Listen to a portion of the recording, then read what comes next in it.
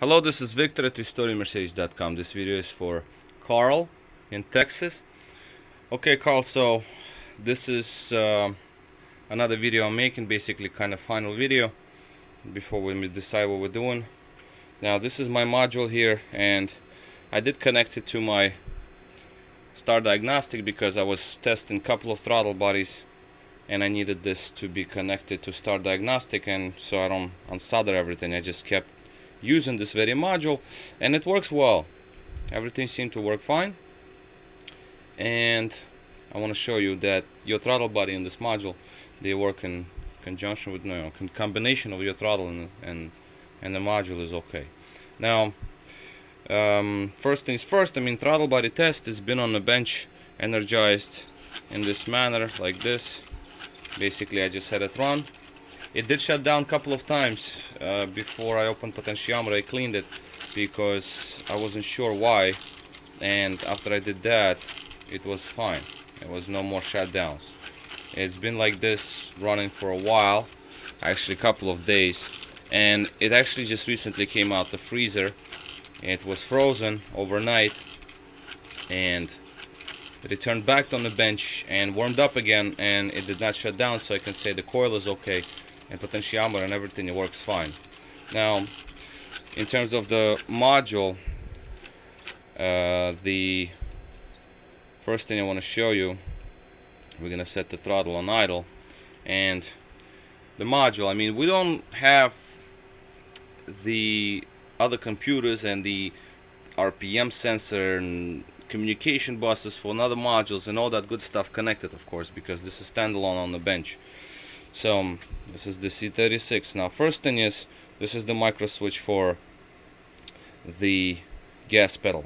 Okay, this is the gas pedal micro switch. I just had it soldered to the module, and what I'm gonna do is I'm gonna show you that it recognizes it, and this is the switch here, idle speed contact switch. This is your gas pedal switch, so it's on right now. So I press the button and it's gonna be off.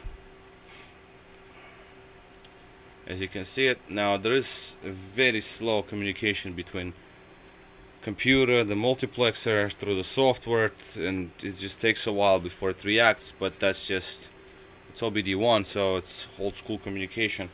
Besides, it's not even CAN bus, it's just direct soldered directly into the control module, and then the signal goes through all this stuff and decodes by software. So it's kind of long route, therefore there is a delay. But that's normal, that's the way they all work. So I'm gonna put the switch on. As you can see, let's see, there you can see that it's going to switch to on position. Okay, switch is on position. The second thing, micro switches inside throttle body, as you can see, on and off. Once you open the throttle, micro switches, okay, full throttle for example, they will switch opposite directions. They alternate, and that's what they have to do. Also, the readings, as you can see, became pretty much almost the same as they were on idle, but again opposite way. Plus minus couple of point something volts is not a problem. So as you can see, this is full throttle. I'm gonna go idle, and you can see readings will change oppositely, as you can see it. So that is a good stuff. So that's how it's supposed to work. And beside all this, if there are any kind of problems, throttle body will shut down.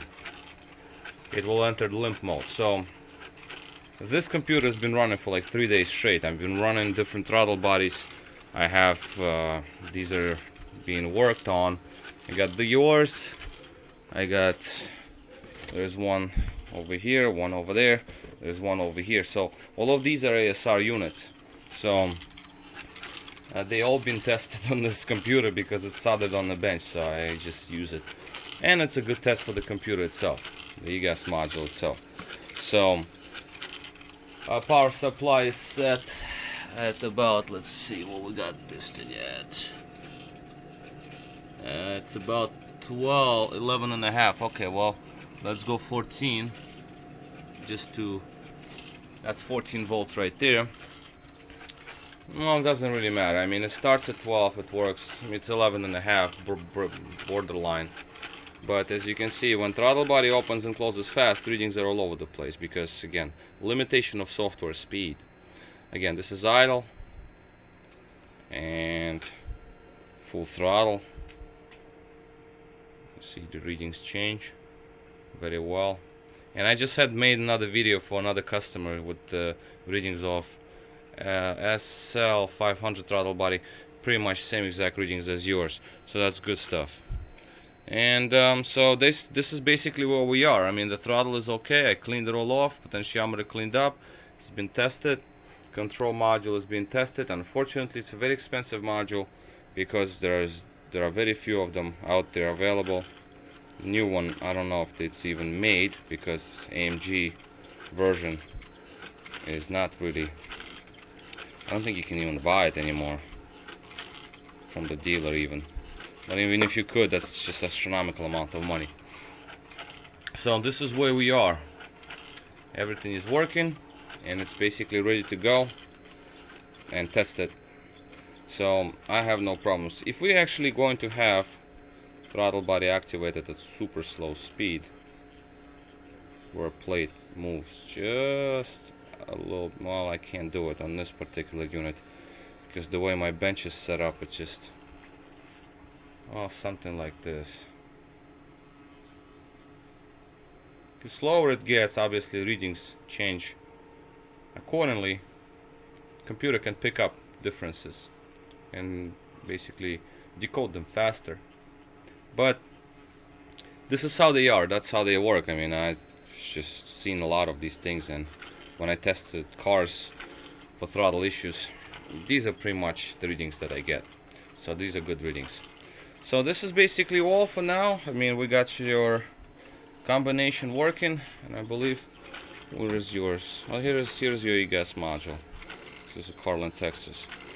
So this is basically the conclusion here. You need another Egas, throttle body's cleaned up, works fine. So that's what you need to get your car running. Alright, so this is basically all. I'll give you a call in a little bit, we'll talk about it.